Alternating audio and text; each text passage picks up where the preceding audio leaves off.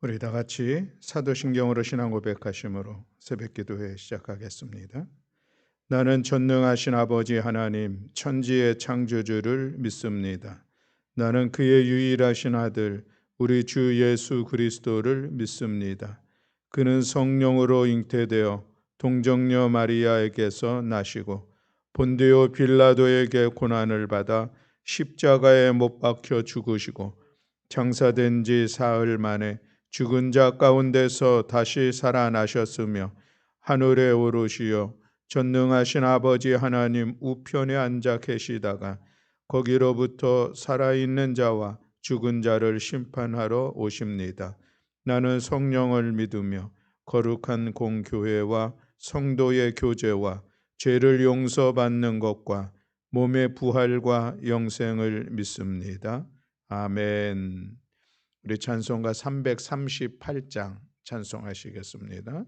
찬송가 338장 내 주를 가까이 하게 함은 십자가 짐 같은 고생이나 그러나 내일 평생 소원은 늘 주님 찬송하면서 주님께 더 가까이 나아가기 원합니다. 우리 믿음의 고백을 담아 함께 찬양하겠습니다.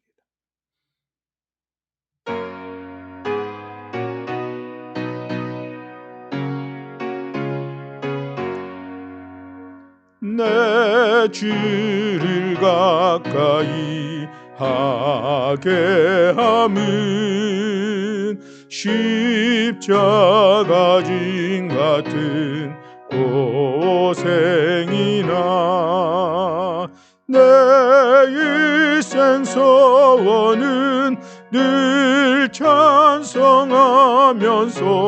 주께 더 나아가기 원합니다. 내 고생하는 것 옛 야곱이 돌베개 베고 잠 갔습니다.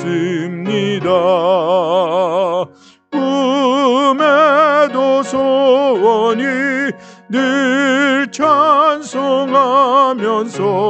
주께 더 나아가기 원합니다.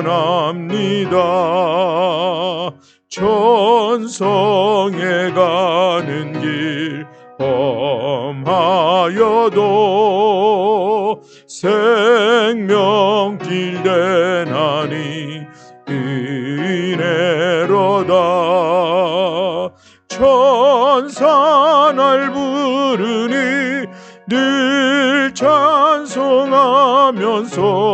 주께 더 나아가기 원합니다.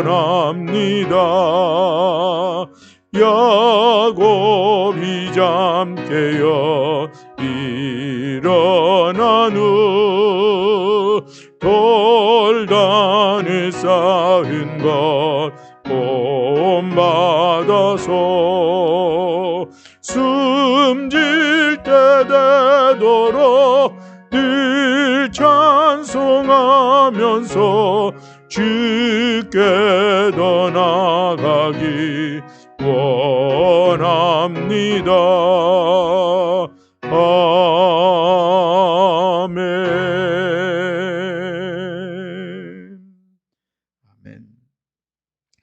우리 함께 나눌 하나님의 말씀은 여호수아서 17장 1절부터 18절의 말씀입니다. 여호수아서 17장 1절부터 18절에 있는 말씀, 구약성경 345쪽에 있습니다. 우리 다 같이 한 목소리로 함께 봉독하시겠습니다. 므낫세 지파를 위하여 제비 뽑은 것은 이러하니라. 므낫세는 요셉의 장자였고 므낫세의 장자 마길은 길르앗의 아버지라.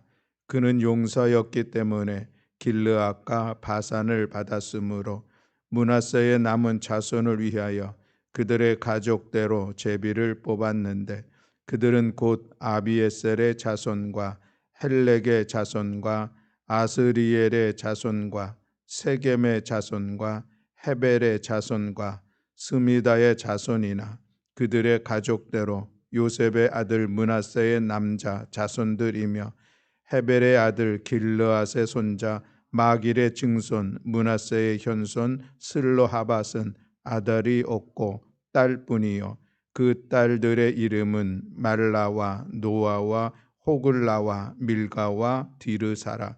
그들이 제사장 엘리아살과 눈의 아들 여호수아와 지도자들 앞에 나와서 말하기를 여호와께서 모세에게 명령하사 우리 형제 중에서 우리에게 기업을 주라 하셨다 하매 여호와의 명령을 따라 그들에게 그들의 아버지 형제들 중에서 기업을 주므로 요단 동쪽 길르앗과 바산 외에 므낫셋에게 10분깃이 돌아갔으니 므낫세의 여자 자손들이 그의 남자 자손들 중에서 기업을 받은 까닭이었으며 길르앗 땅은 므낫세의 남은 자손들에게 속하였더라. 므낫세의 경계는 아셀에서부터 세겜 앞 믹므다까지이며 그 오른쪽으로 가서 앱답부와 주민의 경계에 이르나니 답부와 땅은 므낫세에게 속하였으되 므낫세 경계에 있는 답부와는 에브라임 자손에게 속하였으며 또 그 경계가 가사 시내로 내려가서 그 시내 남쪽에 이르니 므낫세의 성읍 중에 이 성읍들은 에브라임에게 속하였으며 므낫세의 경계는 그 시내 북쪽이요 그 끝은 바다이며 남쪽으로는 에브라임에 속하였고 북쪽으로는 므낫세에 속하였고 바다가 그 경계가 되었으므로 그들의 땅의 북쪽은 아셀에 이르고 동쪽은 이스갈에 이르렀으며 이사갈과 아셀에도 므낫세의 소유가 있으니 곧 베스안과 그 마을들과 아블르암과 그 마을들과 돌의 주민과 그 마을들이요 또 엔돌 주민과 그 마을들과 다낙 주민과 그 마을들과 무깃도 주민과 그 마을들새 언덕 지역이라.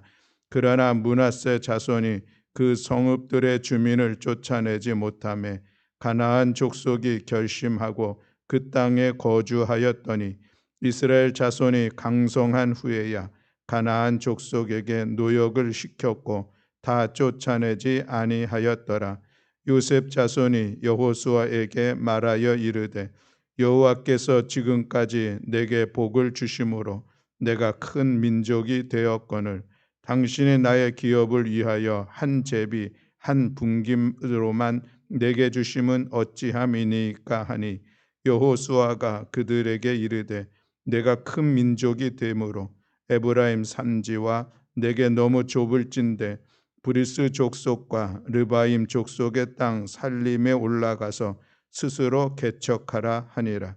요셉 자손이 이르되 그 산지는 우리에게 넉넉하지도 못하고 골짜기 땅에 거주하는 모든 가나안 족속에게는 베스안과 그 마을들에 거주하는 자이든지 이스라엘 골짜기에 거주하는 자이든지 다 철병거가 있나이다 하니 여호수아가 다시 요셉의 족속 곧 에브라임과 므낫세에게 말하여 이르되 너는 큰 민족이요 큰 권능이 있은즉 한 분깃만 가질 것이 아니라 그 산지도 내 것이 되리니 비록 살림이라도 내가 개척하라 그 끝까지 내 것이 되리라.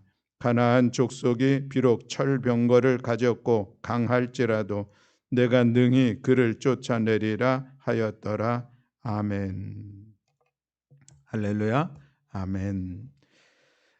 오늘 여호수아서 17장에 있는 이 말씀은 요셉의 자손들이 땅을 분배받는 그런 내용들인데 특별히 16장에는 에브라임 자손의 땅의 분배라고 하면 17장에서는 이제 므낫세 자손의 어떤 땅 분배에 대한 그런 말씀이 기록되고 있는 것을 볼 수가 있습니다.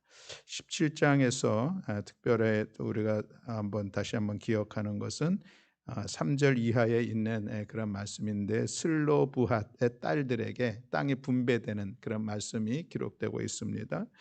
이 말씀은 민수기에서 이미 정리가 된 말씀이 이렇게 되었다라고 하는 그 결과를 이야기를 하고 있는 것이죠. 민수기 27장에 보면은 이 슬로보앗의 딸들이 우리 아버지가 아들이 없었고 이제 죽게 되었는데, 그래서 이 딸들만 다섯이 남았는데 우리에게도 땅을 줘야 되지 않겠느냐 이 이야기를 이제 건의하게 됐고, 그 이야기를 듣고서는 하나님께 기도하죠. 그래서 하나님께서 그들에게도 땅을 주는 것이 마땅하다. 그래서 이제 그 땅을 주기로 했습니다. 그것이 민수기 27장의 말씀이고, 또 민수기 마지막 36장에 있는 말씀에 보면은 또 이 슬로보앗의 딸들에게 땅을 준 것에 대한 하나의 문제점이 있는 그 가능성이 다시 이야기가 되죠. 이 여인들이 자기들이 땅을 소유하게 되었는데 이제 다른 부족의 사람들하고 결혼을 하게 되면은, 그럼 그 땅 주인이 어떻게 될 것이냐, 갖고 가야 되는데, 그러면은 이 므낫세 지파의 땅이 줄어들고 그쪽으로 간 지역은 땅이 넓어지는 거 아니냐 하는 그런 이야기가 다시 이제 나오게 되죠. 그래서 이제 해결 방안으로 찾아낸 것이, 그러면은 이 슬로보앗의 여인들은 다른 부족하고 결혼하지 말고 이 므낫세 자기 지파 안에서 결혼을 하게 되면은 땅이 이렇게 옮겨가지 않을 것 아니냐 해서 그렇게 정리가 됐던 그런 말씀이 있었고, 오늘 여호수아 17장에서는 그렇게 약속된 땅을 이 슬로보앗의 딸들, 이 다섯 딸들도 땅을 분배받게 되었다라고 하는 것을 말씀하고 있는 그런 내용이 있습니다.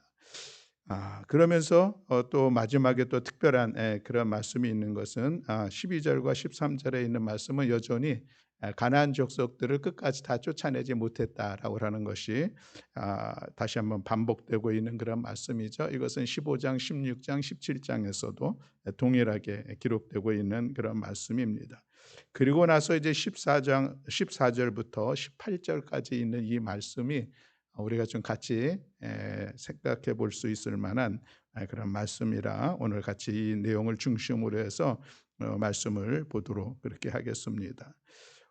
이 요셉의 후손이죠. 이것은 므낫세와 에브라임 두 지파를 이야기하고 있습니다. 그런데 이 사람들이 이제 땅을 분배받게 되었는데, 우리 아직도 부족하다라고 하는 그런 이야기를 하게 되는 것이죠. 분배를 받긴 받았지만 우리가 사람 수도 많고, 그런데 우리가 분배받은 지역은 좁다. 이것을 이제 이야기를 하게 되는 그런 모습을 볼 수가 있습니다.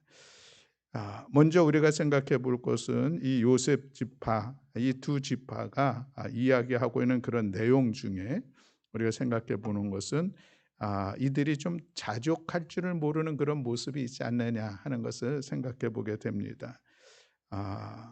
에브라임이 북이스라엘의 중심이 되었던 그런 지역이었다고 어제 말씀을 나누었는데, 그러니 그들이 받은 이 에브라임 자손들이 받은 땅은 좋은 땅, 물론 므낫세 지파가 받은 땅도 좋은 땅의 모습이 있습니다.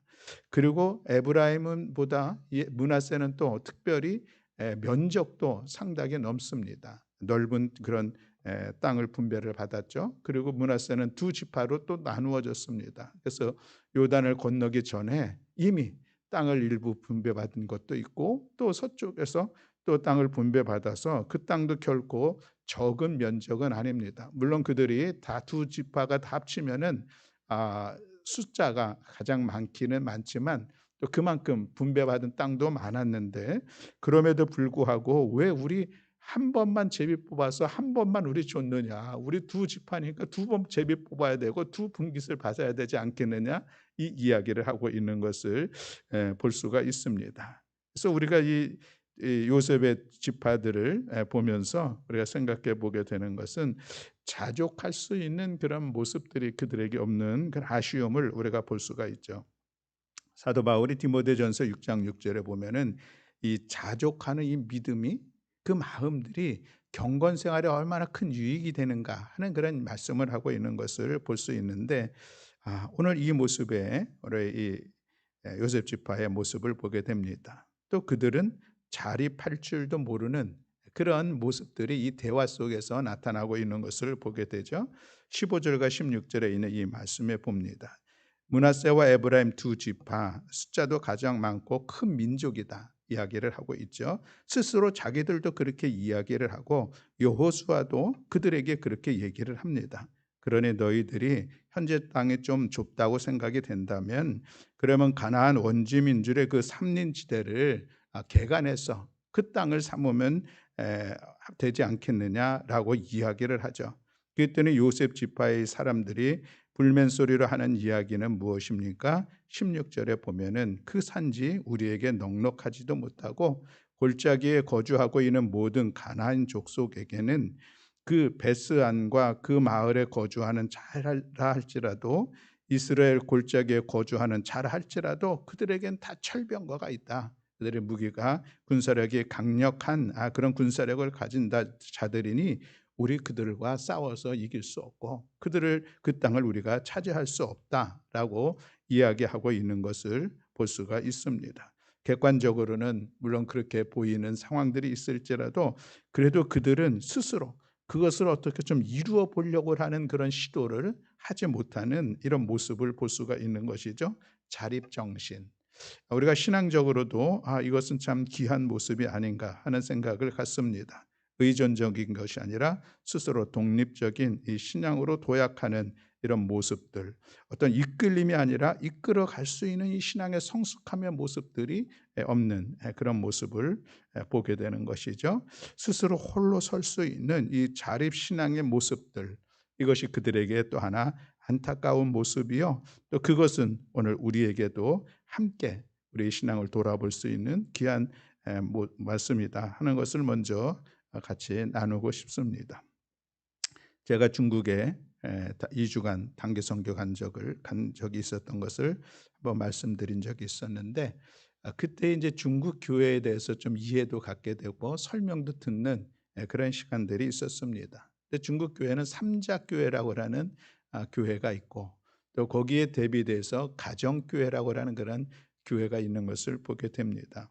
중국이 현지 교회도 대부분 현지인 교회는 삼자교회이고 또 우리 조선족 교회를 가보니까 삼자교회도 가보고 가정교회도 가보고 이렇게 안내를 받아서 가보면서 그들의 이야기를 서로 들은 적이 있습니다. 이 삼자교회와 가정교회가 생각보다는 심각하게 서로 이게 대립적인 관계에 있는 그런 모습을 보게 되는데 차이가 뭐냐면은 중국 정부로부터 중국 정부는 공산당이죠. 그 정부로부터 인정받은 교회로서 공식적으로 인정받은 교회가 삼자교회고 인정받지 못하고 그저 스스로 모여서 드리는 예배 공동체가 가정교회입니다. 두 군데 다 방문을 해봤는데 가정교회는 여전히 인정을 받지 못했기 때문에 어떤 특별한 상황이 되면은 이제 정부로부터 고난을 당하는 그런 시간들이 있어서 때로는 도망도 가야 되고 때로는 예배처소로 옮겨야지 되고 뭐 그런 어려움들이 있는 것을 보게 되는데 그런가 하면 이 삼자교회는 안정적으로 공인된 교회이기 때문에 거기서 이제 교회의 모습들을 드러내면서 예배도 드리고 하는 그런 모습을 볼 수가 있었습니다. 이 삼자교회라고 하는 이 삼자의 의미는 무엇인가 하면은 그것은 자전, 스스로 전도할 수 있어야 되고 자치, 스스로 교회를 세워갈 수 있는 그런 능력이 있어야 되고 자양, 스스로 자기들의 그 재정적인 자립을 이루어져야 한다는 이 조건이 있습니다. 그래서 삼자 이렇게 얘기를 하는데 이 삼자를 위해서는 어떤 모습들을 이야기하냐면 외국으로부터의 그 선교적 지원을 받을 수 없는 것이 이 삼자에 있습니다.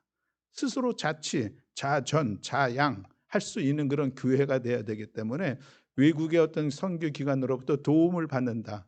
삼적 교회에서는 있을 수 없는 것이죠. 그래서 우리가 보통 중국에 선교한다 그러면은 이제 가정 교회를 중심으로 또 교세도 약하기 때문에 그래서 이제 가정교회를 중심으로 선교하는 그런 모습도 보게 되는데 이 자전, 자치, 자양이라고 하는 것은 또 우리 한국교회 초기 선교에도 나타났던 그런 모습이 있습니다. 네비우스라고 하는 선교사가 있었는데 그런데 이 선교사가 한국교회에 특별히 장로교회에 영향을 미치면서 한국교회도 자전, 자치, 자양 이 수준을 갖추어야 된다. 그러니까 의존적이지 말고 교회가 스스로 한국 교회가 독립할 수 있도록 해야 된다 하는 것을 강하게 가르쳤고 그것으로 인해서 한국 교회가 일찍 자립할 수 있었다 하는 그런 배경으로서 네비우스의 그런 선교 정책 3자를 이야기하고 있는 것도 볼 수가 있습니다.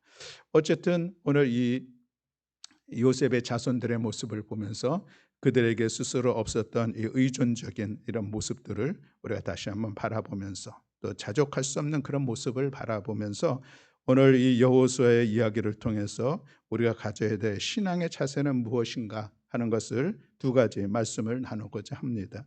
첫 번째로는 도전 정신을 갖는 이 신앙이 필요하다라고 하는 것을 말씀을 하고 있는 것이죠. 오늘 본문에 보면 요셉의 자손들 자신들이 할당받은 땅이 좁다고 불평하는 그런 모습이 있습니다. 그러나 이에 대해서 여호수아는 너희가 스스로 산림지대를 개척하라고 도전하고 있는 것을 볼 수가 있습니다. 그것이 15절에 있는 그런 말씀이죠. 우리 15절 말씀을 다시 한번 함께 봉독하고자 합니다. 함께 봉독하시겠습니다. 여호수아가 그들에게 이르되 내가 큰 민족이 되므로 에브라임 삼지가 내게 너무 좁을진대 브리스 족속과 르바임 족속의 땅 살림에 올라가서 스스로 개척하라 하니라. 아멘. 아멘. 스스로 개척하라. 이 개척자적 정신을 일깨워주고 있는 모습을 볼 수가 있는 것이죠. 스스로 노력을 해서 힘을 기울여서 도전해서 그 땅을 너희가 차지할 수 있도록 하라라고 하는 그 말씀을 하고 있는 것을 볼 수가 있습니다. 하나님은 이스라엘 백성들에게 가나안 땅을 은혜의 선물로 주시겠다고 약속하셨습니다. 그래서 하나님께서 그 약속을 이루어가는 과정을 우리가 여호수아서를 통해서 볼 수가 있는데, 그러나 그럼에도 불구하고 이스라엘 백성들이 해야 될 일들이 있었습니다. 그것은 무엇입니까? 그들이 직접 그 땅을 점령하는 데 있어서 도전해야 된다는 것이죠. 그들이 때로는 정말 이 죽음을 위험을 감당하면서도 함께 전쟁의 자리에 참여해서 그것을 얻어내는 그 시간들이 이스라엘 백성들에게는 필요했다라고 하는 것입니다. 하나님께서 행하시니 그저 가만히 있으면 되겠구나, 그것이 아니다라고 하는 것이죠. 하나님의 역할이 있습니다. 그러나 그 하나님께서 이루어가는 그 역할 속에 믿음의 백성들이 감당해야 될 그 도전, 그 행동이 있어야 된다는 것이죠. 여리고성을 보아도 분명하지 않습니까? 하나님께서 여리고성을 무너뜨려 주셨습니다. 정말 함락할 수 없는 그런 견고한 성이었지만 그 생각할 수 없는 일들이 이루어진 것은 하나님께서 하신 역사이십니다. 그러나 이스라엘 백성들이 한 일이 있다는 것이죠. 그들은 묵묵히 침묵하면서 여리고성을 도는 일들, 그들이 했다라고 하는 것입니다. 여리고성을 함락하는 이 사건을 통해서 우리는 다시 한번 깨닫는 것은 무엇입니까? 우리의 도전, 우리의 행동, 우리의 목들이 있다는 것을 우리는 다시 한번 분명히 깨닫는 것이죠. 그래서 신앙과 행위는 하나이다라고 하는 것을 우리는 다시 한번 생각하게 됩니다. 그래서 하나님은 오늘도 우리를 향하여서 힘써라라고 하는 그런 당부의 말씀을 하고 있는 것을 볼 수가 있습니다. 러시아의 문어 톨스토이가 바보 2반이라고 하는 그런 단편 소설을 지었습니다. 그런데 거기에 이런 내용인 것이죠. 이 2반이 사는 나라에는 왕실의 법칙이 있습니다. 그래서 왕실에서 이제 잔치를 베풀고 그 식탁에 초대를 하는데, 이 사람들이 들어올 때에 왕이 직접 그 초대받은 사람들하고 악수를 한다는 거예요. 악수를 하는데, 악수를 하면서 왕이 느끼는 것입니다. 이 사람의 손이 굳어 있구나. 다시 말하면 이 사람이 열심히 일을 했구나. 그 생각이 되면 그 사람은 그 잔치 좌석의 상석에 임금과 가까운 곳에 앉고 악수를 했는데 손이 아주 부드럽습니다. 제 손처럼 그럴지 모르겠어요. 부드러우면 이 사람은 힘든 일을 안 했구나, 노동을 하지 않았구나 해서 저 멀찌감치 그런 하석에 앉게 했다라고 하는 그런 내용들이 있는 것을 보게 되는데, 우리에게 주는 그런 교훈들이 있는 것이죠. 이 노동의 가치를 설명해 주고 있는 그런 내용이라 할 수가 있겠습니다. 여러분, 우리들의 삶의 자리에서도 우리를 향해서 힘쓰라고 하는 이 하나님의 말씀을 우리가 기억할 수 있기를 바랍니다. 우리가 하나님의 말씀을 배우는 일에도 힘쓸 뿐고, 우리가 함께 하나님 앞에 기도하며 예배하는 일들 가운데서도 우리가 힘쓸 뿐만 아니라 우리들의 삶의 자리에서 우리가 서로 사랑하고 또 서로 섬기고 손대접하는 일들에 대해서 힘써야 할 것을 성경은 말씀하고 있습니다. 하나님께서 기뻐하시는 일들에 대해서 우리가 힘써야 할 것을 말씀하고 있고 우리의 손으로 힘쓰라고 말씀하고 있는 것을 볼 수가 있습니다. 그렇습니다. 사랑하는 성도 여러분, 오늘 우리들의 믿음의 모습은 무엇입니까? 그저 하나님께서 행하실 일들을 기대하고 소망하고 앉아서 그 일들을 기다리는, 마치 감나무에서 감이 떨어지기만을 기다리는 그런 신앙의 모습입니까? 그렇지는 않습니다. 하나님은 오늘도 우리를 향하여서 일어나 나아가기를 원합니다. 우리들의 삶의 자리에서 또 우리가 하나님의 거룩한 일들 앞에서 우리를 도전시키는 오늘 주님 이 말씀이 우리를 향하신 하나님의 말씀인 것을 기억하면서 오늘 일어나 우리들의 삶의 자리를 세우고 하나님의 선하신 일들 앞에 함께 동참하며 힘을 합하며 나아가는 우리 모두가 되어야 할 줄로 믿습니다. 한 뱃사공의 이야기가 있습니다. 나이 많은 뱃사공이 젊은이에게 노를 맡겼습니다. 그러면서 이제 노를 지어 나아가게 하는데 이 젊은이가 노를 지으는데 한쪽에는 기도하라 적혀 있고 또 다른 한쪽에는 일하라라는 그런 글이 쓰여져 있다고 합니다. 그러면서 노인은 이런 얘기를 했다는 것이죠. 일하지 않고 기도만 하거나 기도하지 않고 일만 하면은 한쪽 노만 짓는 것 같다. 앞으로 나아갈 수 없다는 것이죠. 제자리에서 뱅뱅 돌을 수밖에 없다 하는 것을 가르치는 그런 이야기였습니다. 다시 말하면 우리의 기도와 또 우리의 수고와 우리의 땀, 우리의 노력들이 함께 한 형제로서 나아갈 때에 그때에 우리가 진보하는 그런 삶의 자리를 세워갈 수 있고 하나님의 귀한 일들을 이룰 수 있다는 그런 교훈입니다. 사랑하는 성도 여러분, 오늘 우리들의 믿음이 역동적인 이 믿음, 또 우리가 도전하는 그런 신앙의 자세를 가지고 있는지 오늘 우리 자신을 돌아보면서 우리가 좀 더 힘을 내어서 우리들의 역할들, 우리의 몫들, 우리에게 주신 이 사명들을 아름답게 감당하며 나아가 마침내 하나님의 역사함들이 우리의 수고를 통해서 이루어지는 일들을 목도하며 하나님께 영광 올려드리는 우리 모든 성도들이 다 되시기를 주님의 이름으로 축복합니다. 아멘. 두 번째로 본문을 통해서 나누고 싶은 것은 우리에게는 가능성이 있다고 하는 것을 오늘 이 본문은 말씀하고 있습니다. 가능성이 있다고 하는 것이죠. 오늘 18절에 있는 말씀에 보면은 이렇습니다. 우리 18절 말씀을 다 함께 봉독하겠습니다. 그 산지도 네 것이 되리니 비록 살림이라도 네가 개척하라. 그 끝까지 네 것이 되리라. 가나안 족속이 비록 철병거를 가졌고 강할지라도 내가 능히 그를 쫓아내리라 하였더라. 아멘. 너 할 수 있다 하는 그런 말씀을 하고 있습니다. 할 수 있는 능력이 너한테 있으니 그들의 철병기 그거 무서워하지 말고 하라고 하는 이런 도전을 말씀하고 있는 것이죠. 가능성이 있다. 이것이 참 귀한 그런 메시지라 할 수가 있겠습니다. 독일의 이 뇌를 연구하는 이런 전문가 중에 에코노모라고 하는 그런 사람이 있다고 합니다. 에코노모라고 하는 이 의학자가 있는데 그 사람의 이야기로 인간의 뇌는 약 1.5kg의 무게를 가지고 있고 이 뇌의 세포수가 136억 5,300만 개, 뇌의 세포가 136만 개, 6억 개나 된다는 그런 엄청나게 많은 숫자이죠. 그런데 이 뇌세포 하나하나마다 그 각 역할하는 것이 어느 정도냐면은 소형 트랜지스터 1개 정도의 성능을 가지고 있다 그럽니다. 그래서 이것을 다시 비유를 한다고 하면은 이 뇌의 기능이 전체가 어느 정도의 기능을 가지고 있냐면은 엠파이어 스테이트 빌딩, 그 빌딩만큼의 큰 이 컴퓨터가 행하는 그런 기능을 뇌의 기능이 가지고 있다 하는 이야기를 합니다.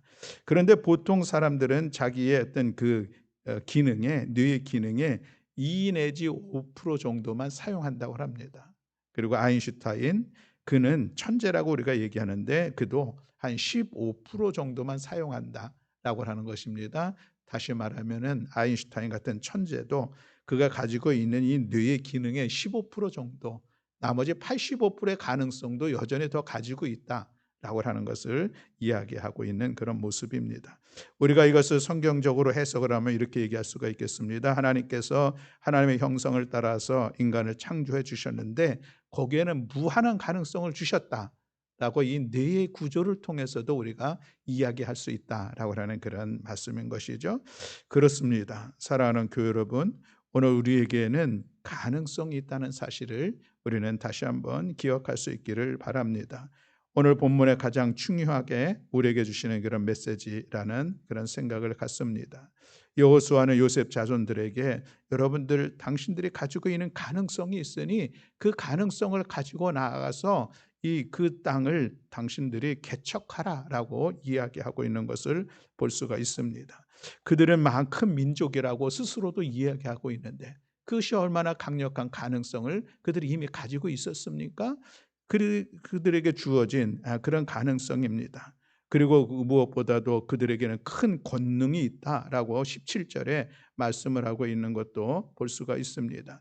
무엇보다도 그들에게는 하나님께서 함께 하신다고 하는 이 믿음도 여호수아는 강력하게 주장했던 것을 볼 수가 있습니다. 가데스 바네아에서도 10명의 정탐꾼들이 우리는 그 땅을 차지할 수 없다고 그러지만 여호수아는 우리 그 땅 차지할 수 있다. 왜? 하나님께서 우리와 함께 하시기 때문에 그 이야기를 하고 있는 것을 우리가 볼 수가 있는 것이죠. 그리고 여호수아가 이스라엘의 지도자가 돼서 요단강을 건널 때에 하나님께서 그에게 두려워하지 말라. 내가 너와 함께 할 것이라 말씀하셨던 것을 볼 수가 있습니다. 우리 믿음의 사람에게 있어서 내 안에 있는 스스로의 가능성 그것뿐만 아니라 하나님께서 나와 함께 하신다고 하는 이 역동적인 믿음 이 믿음은 우리들에게 모든 것을 이루어갈 수 있는 가능성을 주는 강력한 능력이 된다라고 하는 그런 말씀이죠. 믿는 자 안에서 능치 못함이 없다고 하는 이 사도 바울의 신앙의 고백을 우리가 다시 한번 새겨보기를 원합니다. 사랑하는 성도 여러분, 우리 안에 어떤 모습이 있습니까? 하나님께서 우리를 세워주실 때에 우리 안에 이미 무한한 가능성을 주셨다는 이 사실 그리고 또 하나님은 나와 함께함으로 인하여서 그 믿음으로 나아가는 일들 속에 어떤 가능성을 이루어가고 있다는 이 사실을 오늘 우리가 기억하기를 원합니다. 우리가 코끼리에 대한 이야기를 알고 있습니다. 코끼리 그 코로 1톤의 무게도 들어 올릴 수 있는 강력한 그 힘을 가지고 있죠. 그런데도 이 코끼리가 서커스장에 가거나 아니면은 코끼리를 어떤 이끌어가는 한 사람의 모습을 보면 그렇게 순한 모습으로 있는 것을 볼 수 있습니다. 자기의 힘을 온전히 발휘하지 못하죠. 더군다나 작은 나무 말뚝에 그저 얌전히 매여 있는 그런 모습도 보게 됩니다. 그것을 어떻게 하냐면은 이제 그 어린 코끼리일 때에 이 사육사들이 훈련을 시킨다는 것이죠. 쇠사슬에 그리고 강력한 이 말뚝에 이 코끼리를 묶어 놓으면은 코끼리가 자꾸 가고 싶은데 매여져 있어서 도무지 더 이상 나아갈 수 없는 그런 것들에 길들여진다는 것이죠. 익숙하게 되면서 코끼리가 나는 더 이상 나아갈 수가 없구나. 그래서 작은 어떤 그 매임에도 거기에 따라 있는 그 순응하는 그런 모습을 볼 수가 있다라고 하는 것입니다. 그렇게 덩치 크고 힘이 센데도 불구하고 작은 말뚝에 그저 작은 연약한 줄이 묶여 있어도 더 이상 힘을 발휘하지 못하는 이 코끼리의 모습들을 오늘 우리가 생각해 본다고 하면 그렇습니다. 우리 안에도 하나님께서 주시는 무한한 가능성이 있고 그 무엇보다도 하나님을 향한 우리의 신앙의 모습이 있는데 자꾸 우리가 그것을 바라보지 못하고 내 자신에게 이미 익숙하게 되어지는 이 나의 연약한 경계선 안에서만 살아간다고 하면은 우리는 더 놀라운 일들을 이루며 나아갈 수는 없을 것입니다. 아무쪼록 사랑하는 성도 여러분, 오늘 본문의 말씀을 통하여서 우리가 두 가지 말씀을 갖습니다. 도전 정신 그리고 우리 안에 있는 가능성 이 두 가지를 기억하면서 오늘 우리 앞에 주어진 우리들의 상황들을 넉넉히 헤쳐나갈 수 있음을 고백하며 다시 용기를 내고 도전하는 우리 모두가 되기를 원합니다. 다윗과 같은 용맹스러운 믿음으로 우리 앞에 가로막혀 있는 이 골리앗을 물리쳐 승리하면서 믿음의 여정들을 이루어가고 하나님의 놀라운 일들을 이루어가며 여러분들의 삶의 지경이 믿음으로 감당해내며 그것을 확장시켜 나아가는 우리 모든 성도들이 다 되시기를 주님의 이름으로 간절히 축원합니다. 아멘. 기도하겠습니다. 사랑과 은혜가 많으신 하나님 아버지, 오늘 귀한 말씀을 통하여서 우리에게 주어지는 귀한 교훈의 말씀을 함께 나누었습니다. 하나님, 우리가 내일을 도전할 수 있는 오늘 우리 가운데 주어지는 이 상황들을 도전할 수 있는 이 능동적인 하나님 이 믿음이 우리 안에서 있기를 간절히 소망합니다. 믿음으로 이루며 나아가는 삶의 자리 속에서 우리 앞에 가로막혀 있는 모든 것들을 물리쳐 승리하며 나아가는 복된 성도들이 되게 하시고 우리 안에 하나님께서 주신 가능성과 하나님께서 나와 함께하고 있다는 이 믿음의 역동적인 모습을 가지고 오늘도 우리들의 삶의 자리를 아름답게 열어나가는 복된 성도들 될 수 있도록 은총 허락하여 주시옵소서. 오늘도 이 새벽에 주님 앞에 기도할 때에 하나님 은혜 베풀어 주시고 주님의 뜻을 깨닫게 하시고 주님의 지혜와 능력을 힘입어 나아가는 복된 이 시간 될 수 있도록 주여 함께하여 주시옵소서. 특별히 어려운 상황들 속에서 우리를 고민케 하는 일들 앞에서 우리의 연약함의 모습들만 바라보고 있는 성도들이 있습니까?